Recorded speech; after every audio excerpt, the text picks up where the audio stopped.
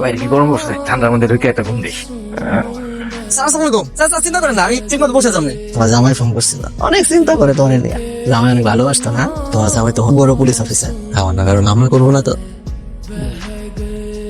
সাবধানে সাবধানে সাবধানে তাড়াতাড়ি করে কি গাছের উপরে ফ্রিজ আছে না, ঠান্ডা হয়ে গেছিল, গরম গরম দাগ আছে। আসলে এগুলো কিছু না, চলো চলো চলো। কেমন লাগলো? ঠান্ডা লাগে নাই তো? আমার কিন্তু মেলা ঠান্ডা লাগছে। করিম, তুমি অনেক কষ্ট করে আমার ওয়াইফের লাশটা অনেক দূর থেকে নিয়ে এসেছো, তোমাকে অনেক ধন্যবাদ। এলো তোমার টাকাটা। স্যার কানাকাটি করেন, মনটা শোনা কানাকাটি করলে মধ্যে এত কষ্ট পায়। জি রাসেল বলছি। হোয়াট? স্বনামধন্য নায়িকা টুম্পা মারা গেছে? এখনই ঢাকার উদ্দেশ্যে রওনা দিচ্ছি স্যার। কি মনে গেছে বললেন? নায়িকা টুম্পা। স্যার টুম্পা সিনেমা করে?